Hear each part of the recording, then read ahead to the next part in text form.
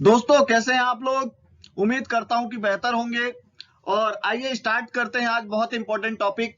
देखिए आज हम बात करेंगे कि आखिर रशिया यूक्रेन की क्या स्थिति है और आखिर यूएसएसआर क्या था, और उसके बाद हमारे पास आज यूक्रेन के ऊपर हमला हो रहा है तो कहां कहां से हो रहा है और उसकी स्थिति क्या है। ठीक है, सबसे पहले देखिए आपके सामने जो ये मैप है वो किसका है, तो 1949 से लेके 1989 तक क्या थी यूएसएसआर की स्थिति। तो देखिए हम यहाँ पे कंसीडर 1949 को ही क्यों कर रहे हैं, क्योंकि जब हम बात करते हैं सेकेंड वर्ल्ड वॉर की और सेकेंड वर्ल्ड वॉर के बाद जो स्थिति बनती है, क्यों, क्योंकि वहां पे बहुत सारे छोटे छोटे देश आजाद हो जाते हैं, उसके बाद भी यूएसएसआर एक संगठित रूप में दुनिया के सामने रहता है। जिसमें देखिए आपको मैं बता देता हूं क्या क्या स्थिति बनी थी। यहाँ पे जर्मनी से लेके, जिसको हम पूर्वी जर्मनी कहते हैं, वहां से लेके पोलैंड से लेके और जितना भी आप यहाँ पे देख रहे हैं स्लोवाकिया से लेके, ठीक है, ये सारे देश जो थे, बेलारूस से लेके यूक्रेन और रोमानिया, और ये ठीक है, जितने भी देश हैं आपको ये दिख रहे हैं, यहाँ पे देखिए क्रीमिया ये बना हुआ है ना, ये सब किसका हिस्सा थे, यूएसएसआर का हिस्सा थे। बोलिए बात ठीक है। अगर आपको इतनी बात समझ में आ गई है तो देखिए यूएसएसआर का विघटन हुआ 1991 में और वहीं से बना यूक्रेन, और यूक्रेन कब आजाद हुआ, 1991 में। मेरी बात समझ गए आप। यहां पे इतनी बात आपको ध्यान में रखनी है, फिर आगे आपको और बातें बताऊंगा जो इंपॉर्टेंट होगी यूक्रेन को लेके। तो यूक्रेन एक देश के रूप में यह आजाद कब हुआ, तो वो ध्यान रखना है आपको, कब हुआ, 1991 में। अब अगली बात करते हैं हम। ये जो आप मैप देख रहे हैं ये नाटो का मैप है। मतलब क्या है नाटो के मैप से, कि देखिए यहाँ पे कनाडा और यूएसए तो है ही, ये आपको सामने दिख रहा है। यहाँ यूके, जर्मनी, जितने भी आपको रंगीन दिख रहे हैं, इस्टोनिया, लताविया, लिथुनिया, ये दिख रहे हैं आपको, Estonia, Latvia, Lithuania, Poland, Slovakia, Hungary, Romania, ठीक है, बुल्गारिया, ये दिख रहे हैं आपको जितना ये रंगीन मैप, ये सब किसके हिस्से हैं, ध्यान रखिएगा, ये नाटो के मेंबर हैं। क्या हैं ये, नाटो के मेंबर हैं। बहुत ज्यादा इंपॉर्टेंट बात है, किसके मेंबर हैं, नाटो के।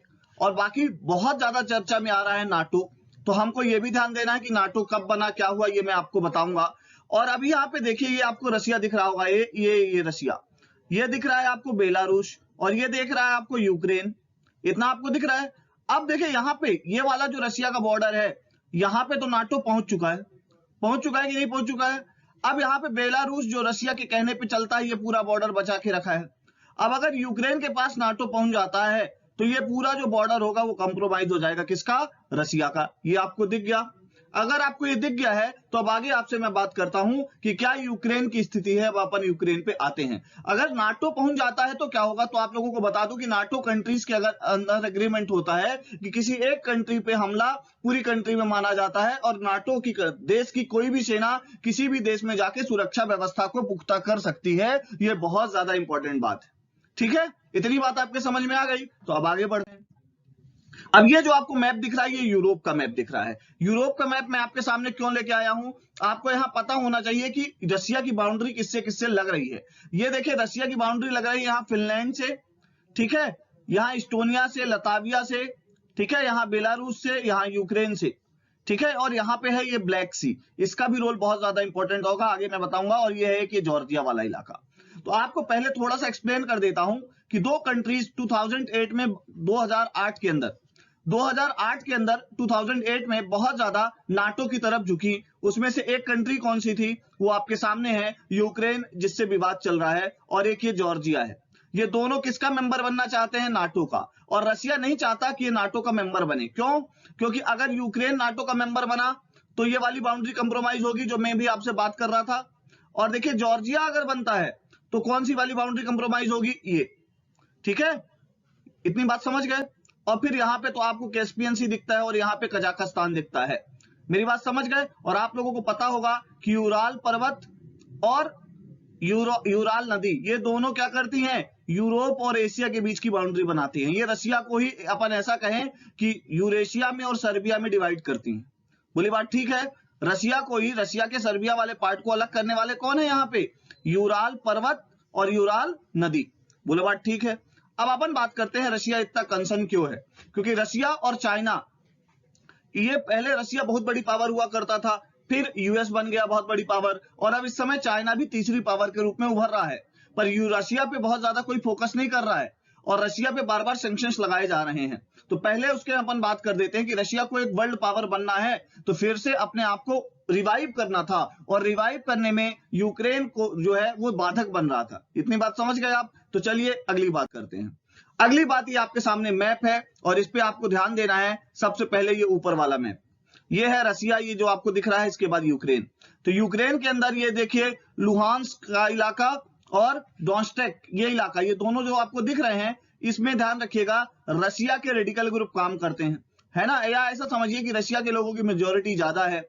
इसके वजह से क्या हुआ, इसकी वजह से यहां पे रशिया ने ऑलरेडी अपने क्या कर रहे हैं, रेडिकल ग्रुप्स को एक्टिव कर रखा है। और ये जो वाला पूरा इलाका है, ये दोनों इलाका ये लगभग रशिया के कब्जे में ही, आप ऐसा मान के चले। लुहांस्क और डोनेट्स्क ये इलाका आप लोगों के बहुत ज्यादा चर्चा में भी आया होगा कि आखिर क्या क्या चल रहा है यहाँ पे, ठीक है। अब आप एक बात और ध्यान रखिएगा, यहाँ पे देखिए ऊपर वाले मैप में, छोटे वाले मैप में, ये है क्रीमिया। ये क्रीमिया कब चर्चा में आया था तो ये भी मैं आपको बता देता हूं। रशिया ने क्या किया था 2014 में वहां जनमत संग्रह कराया और 94% लोगों ने बोला कि हमें रशिया के साथ जाना है, और क्रीमिया को उसने यूक्रेन से ले लिया। क्रीमिया कभी किसका पार्ट हुआ करता था, यूक्रेन का पार्ट हुआ करता था। किसका पार्ट हुआ करता था, यूक्रेन का। अब किसका हो गया है, रशिया का पार्ट हो गया है। इसीलिए पहले देखिए आप G7 कंट्रीज पढ़ते हैं, पहले ये कंट्रीज क्या थी, G8 कंट्रीज थी। क्या थी, G7 कंट्रीज क्या थी, G8 कंट्रीज थी। तो G8 से हटा दिया गया था रशिया को, क्यों भैया ध्यान रखिएगा, और G7 बन गया था क्यों, क्योंकि क्रीमिया पे इन्होंने कब्जा कर लिया था और ये कह रहे थे कि अवैध कब्जा है। उसके पहले थोड़ा सा यूक्रेन के बैकग्राउंड में ले जाऊंगा आपको कि यूएसएसआर से जब अलग हुआ यूक्रेन, तो उसको ये लगा कि हम पीसफुल कंट्री बनेंगे। और यहाँ पे बहुत सारे क्या थे, यूक्रेन के बहुत सारे इलाके में क्या था, मैं आपको यहाँ पे बताना चाहता हूं कि परमाणु हथियार बहुत सारे यूएसएसआर के यूक्रेन के रीजन में थे, ठीक है।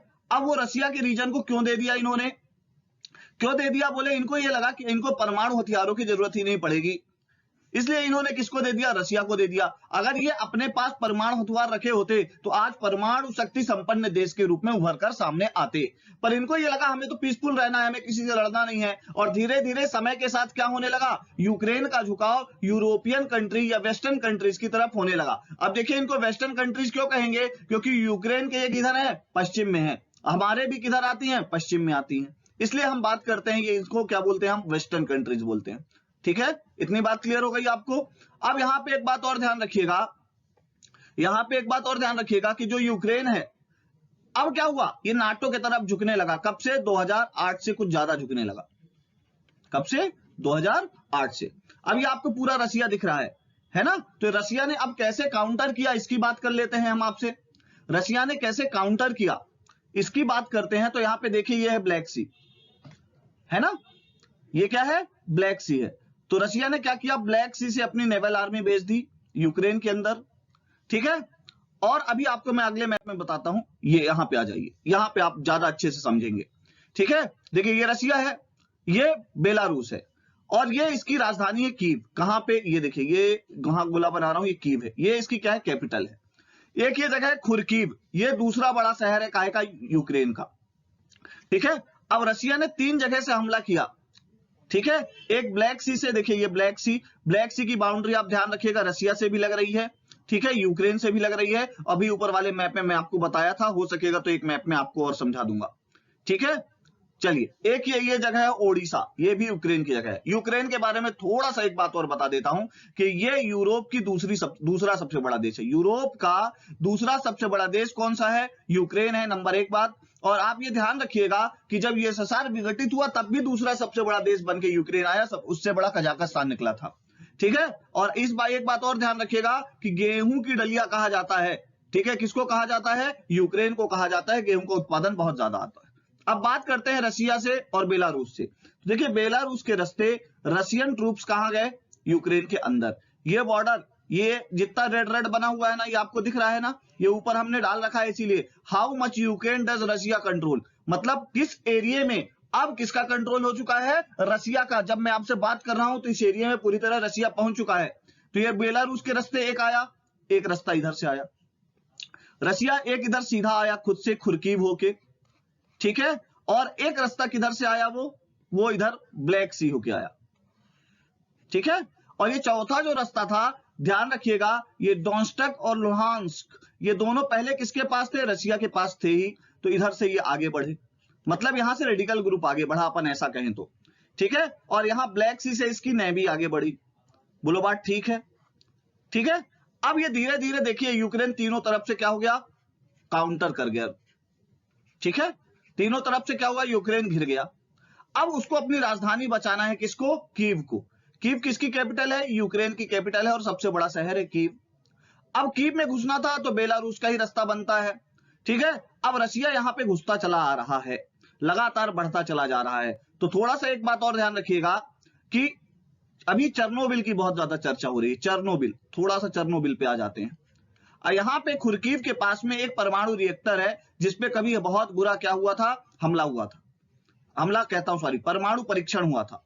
परमाणु जो ये परीक्षण था इसके कारण यहाँ बहुत तेज ब्लास्ट हुआ, ठीक है, कुछ कमियों के कारण, और बहुत बड़ा रेडिएशन चालू हो गया। और ये कब हुआ था चेर्नोबिल, तो 26 अप्रैल 1986 को हुआ था, ठीक है। ये बात ध्यान रखिएगा, 26 अप्रैल 1986 को क्या हुआ, चेर्नोबिल में क्या हुआ था, परमाणु रिएक्टर में ब्लास्ट हुआ था, और उसके बाद इसके ऊपर बहुत ज्यादा कंक्रीट रख दिया गया था, और आज भी वहां रेडिएशन देखा जाता है। और बहुत सारे वैज्ञानिकों ने यह कहा है कि रशिया ने चेर्नोबिल के रास्ता इसलिए अपनाया, क्यों, वहां पे रेडिएशन बढ़ चुका है, रशिया के चेर्नोबिल वाले रास्ते को अपनाने के कारण। अब वो रास्ता क्यों अपनाया आपको ये भी बता देता हूं, और ये खुरकीव के पास भी है, इसलिए क्यों, क्योंकि वहां पे बहुत ज्यादा सिक्योरिटी नहीं रहती, क्यों, क्योंकि रेडिएशन का खतरा रहता है और बहुत सारे रोग होते हैं, तो वहां पे सिक्योरिटी उतनी ज्यादा है नहीं, तो रशिया को वहां से घुसना क्या पड़ रहा था, आसान पड़ रहा था, इसलिए उसने इस रीजन को क्या किया, चुना, ठीक है। और चेर्नोबिल अब लगभग उसके कब्जे में है। तो ध्यान रखिएगा, रशिया ने बेलारूस बॉर्डर वाला इलाका कब्जे में ले लिया है, रशिया ने खुद के बॉर्डर से लगा हुआ इलाका, ये खुरकीव वाला इलाका, ये दूसरा सबसे बड़ा शहर है यूक्रेन का, इसको कब्जे में ले लिया है। और ध्यान रखिएगा ये अपना लुहांस्क और डोनेट्स्क ये पहले से ही रशियन रेडिकल ग्रुप द्वारा चलाए जा रहे थे। और अब बात करते हैं क्रीमिया। क्रीमिया 2014 में ही किसके पास आ गया था, रशिया के पास। देखिए क्रीमिया की रणनीतिक पोजीशन देखेंगे आप तो हमारे पूरे यूरोप में ट्रेड करने के लिए बहुत ज्यादा इंपॉर्टेंट लोकेशन बन जाती है, इसलिए क्रीमिया पे कब्जा बना लिया था किसने, हमारे रशिया ने, बोलो बात ठीक है। और ये ध्यान रखिएगा ये फर्टाइल जगह भी है, ठीक है, ये भी इंपॉर्टेंट बात हो जाती है। मेरी बात समझ गए आप, क्लियर हो गई बात आपको। तो अब आगे बढ़ते हैं और अगली बात करते हैं यहां पे नॉर्ड स्ट्रीम गैस पाइपलाइन। देखिए ये चर्चा में आई है Nord stream gas pipeline, Germany ने कहा है कि हम ये पाइपलाइन बंद कर देंगे, ठीक है। और ये पाइपलाइन के थ्रू क्या होता है, नेचुरल गैस सप्लाई होती है, रशिया नेचुरल गैस सप्लाई करता है पूरे यूरोप में, और रशिया की इकोनॉमी का बहुत बड़ा हिस्सा किससे आता है, ये नॉर्ड स्ट्रीम गैस पाइपलाइन से, ठीक है। और ये आपको देखने के लिए बहुत ज्यादा इंपॉर्टेंट बात मिलेगी कि भैया ये कहां से होके जा रही है, ठीक है। और ये कहां तक जा रही है, जर्मनी तक जा रही है। यहां आपको बाल्टिक सी दिख रहा है, ठीक है, बाल्टिक कंट्रीज, ये लताविया, लिथुआनिया, इस्टोनिया, ये आपको दिख रहे हैं। तो बाल्टिक सी से होती हुई फिनलैंड के बगल से ये कहां तक आई है, जर्मनी तक आई है, ठीक है। यहां आपको स्वीडन दिख रहा है, यहां नॉर्वे दिख रहा है, यहां डेनमार्क दिख रहा है, बोलिए बात ठीक है। जर्मनी तक की जो पाइपलाइन है नेचुरल गैस का बहुत बड़ा सोर्स है, और अब जर्मनी ने कहा है कि इस पे हम सैंक्शंस लगा देंगे, अब ये पाइपलाइन नहीं चलेगी, मतलब डायरेक्टली क्या हो जाएगी, रशिया की इकोनॉमी इफेक्ट हो जाएगी। इसलिए आपको पता होना चाहिए नॉर्ड स्ट्रीम जो ये है ये कब कंप्लीट हुई थी, यहां पे ये भी लिखा हुआ है, ध्यान रखिएगा 2011 में। ये कंप्लीट कब हुई, 2011 में, ये प्रश्न भी एमपीपीएससी पूछ ले। और नॉर्ड स्ट्रीम 2 कब कंप्लीट हुई, तो ध्यान रखिएगा 2020 में, 2020 में। बहुत ज्यादा इंपॉर्टेंट रोल प्ले किया है इसने रशिया की इकोनॉमी के अंदर, और रशिया को यूरोप में व्यापार के लिए बहुत ज्यादा इंपॉर्टेंट है, नेचुरल गैस सप्लाई होती है इसके थ्रू। मेरी बात समझ गए क्या, चलिए अब आगे बढ़ते हैं, अगली बात करते हैं। अब आते हैं अपन नाटो की बात करते हैं, ठीक है। अब नाटो की बात करें तो नाटो में सबसे पहले इसका फुल फॉर्म क्या है, उत्तरी अटलांटिक संधि संगठन, ठीक है, नॉर्थ अटलांटिक ट्रीटी ऑर्गेनाइजेशन, ठीक है, इतनी बात क्लियर हो गई। स्थापना कब हुई, इसका एस्टेब्लिशमेंट कब हुआ, 4 अप्रैल 1949, ठीक है। और संस्थापक देश कौन कौन से थे, तो 12 थे। इसमें इसकी स्थापना कहां हुई, अमेरिका में हुई, वाशिंगटन में हुई थी, ठीक है। वाशिंगटन डीसी जो है कैपिटल है अमेरिका की, ये बात आपको पता होगी। और ये एक इंटर गवर्नमेंट क्या है, सैन्य संगठन है, इंटर गवर्नमेंट आर्म्ड ग्रुप है ये। बोलो बात ठीक है। इसका मुख्यालय कहां पे है ये आपको पता होना चाहिए। इसका मुख्यालय जो है वो बेल्जियम में है, ठीक है, और बेल्जियम की राजधानी ब्रुसेल्स में है। ये बात आपको पता होनी चाहिए, नाटो का मुख्यालय। अब इसमें कितने सदस्य हैं? वर्तमान में इनकी सदस्य संख्या कितनी है? 30 है, ठीक है, इतनी बात ठीक है। नाटो यूरोप और उत्तरी अमेरिकी देशों के मध्य एक सैन्य संगठन है, ये बात आपको पता होनी चाहिए। अब इसके लेटेस्ट मेंबर कौन बने, ये भी इंपॉर्टेंट हमसे पूछा जा सकता है। तो 29वां मेंबर था मॉन्टेनेग्रो, जो कि 2017 में बना, और 2020 में उत्तरी मैसेडोनिया इसका मेंबर बना। कब बना? 2020 में। मतलब 30th मेंबर कौन? मैसेडोनिया। कौन सा? North Macedonia. उसके पहले कौन बना था? मॉन्टेनेग्रो। अब यहां पे एक बात और बता देता हूं कि जब ट्रंप की सरकार थी तब क्या था, ये जो नाटो था ना, ये पूरा का पूरा एक तरीके से पैसिव हो गया था। पर जैसे ही बाइडेन आए तो नाटो फिर से उभर के सामने आ गया। और ध्यान रखिएगा, ट्रंप ने रशिया को इतना काउंटर करने की कोशिश नहीं करी जितना रशिया को काउंटर करने की कोशिश बाइडेन करते आ रहे हैं। इतनी बात भी क्लियर हो गई। और इस समय एक बात आपको और ध्यान रखनी है कि बाइडेन ने बहुत प्रवोक किया था यूक्रेन को, जिसकी वजह से ये हुआ है। अब एक थोड़ा सा यहां पे एक बात और बता देता हूं आपको। हमने पढ़ा है कौन, यहां पे देखिएगा बहुत, अगर वैश्विक रूप से देखेंगे तो यहां चीन है, यहां रूस है और यहां अमेरिका है। अमेरिका चीन को काउंटर कर रहा था, अब अमेरिका का ध्यान यूरोप की तरफ चला गया है। तो अब जो है चाइना सेंट्रल एशिया में कब्जा करने के लिए मुझे लगता है फ्री सा हो गया है, क्योंकि रशिया डायरेक्टली कुछ बोलेगा नहीं और अमेरिका का ध्यान रूस को काउंटर करने में चला जाएगा, चाइना यहां फ्री हो जाएगा, ठीक है। इसलिए ये बहुत ज्यादा इंपॉर्टेंट बात बन जाती है कि भैया जो हम क्वाड बना के आए थे, क्वाड में कौन कौन था? अमेरिका, ऑस्ट्रेलिया, जापान और इंडिया। और ये क्वाड ग्रुप बना था किसको काउंटर करने के लिए? चाइना को काउंटर करने के लिए। अब मुझे लगता है कि क्वाड का सिग्निफिकेंस धीरे धीरे कम होता चला जाएगा, और इसके कम होने के पीछे रीजन ये है क्योंकि पूरा यूएस का ध्यान कहां चला जाएगा? रशिया की तरफ चला जाएगा। रशिया यूक्रेन विवाद में, मतलब यूरोप को बचाने में लग जाएगा। क्यों? यूएस का भी बहुत बड़ा मार्केट है यूरोप, ठीक है। अब चाइना के लिए सेंट्रल एशिया खुला मिल रहा है, जो कि भारत के लिए चिंता का विषय है। और भारत ने जो अपना स्टैंड लिया है, ये बहुत अच्छा स्टैंड है, ये दूसरी बात है। अब ये आपको नाटो कंट्रीज बता देता हूं। ये मैप मैंने आपको शुरू में भी दिखाया था। उसके पहले यहां पे ध्यान देते हैं, थोड़ा सा ध्यान दीजिएगा। ये ब्लैक सी है, ब्लैक सी की बाउंड्री, यहां यूक्रेन दिख रहा है आपको, ये क्रीमिया दिख रहा है आपको, ये टर्की दिख रहा है आपको, ये बुल्गारिया दिख रहा है आपको, ये रोमानिया दिख रहा है। और रोमानिया के रास्ते ही भारत के बहुत सारे लोग कहां आ रहे हैं? वापस आ रहे हैं, जिनको भारत इवैक्यूएट कर रहा है। तो रोमानिया की लोकेशन आपको पता होनी चाहिए। इतनी बात क्लियर हो गई। अब आपको मैं बताता हूं 1949 में कौन कौन से मेंबर थे। पहले संस्थापक देश जो 12 थे, उसमें से कनाडा, यूएसए, जितने आपको एलो दिख रहे हैं, ये हल्के एलो, ठीक है, पुर्तगाल, यूके, ये आपको ऊपर दिख रहा है यूके, ठीक है, फ्रांस, बेल्जियम, इटली, ये ऊपर नॉर्वे और डेनमार्क, ये 1949 में मेंबर थे। 1952 में कौन कौन मेंबर बने? तो ये आपको यहां दिख रहा हो देश, ये देश दिख रहे हैं। ये कब बने भैया? कब बने ये? 1952 में। फिर 1955 में कौन बना? ये देखिए बहुत बढ़िया, एक ही कलर में आया है, जर्मनी। और जर्मनी बहुत ज्यादा चर्चा में है, तो आपसे कभी पूछ ले जर्मनी नाटो का मेंबर कब बना? तो 1955, ठीक है। फिर अगली बात आ जाइए 1952, अपना स्पेन, ये अलग ही कलर में आपको दिख रहा है, स्पेन बना। उसके बाद आ जाइए 1999, ये देखिए पोलैंड और हंगरी और पोलैंड और हंगरी, ठीक है, ये किसका मेंबर बन गए? नाटो के।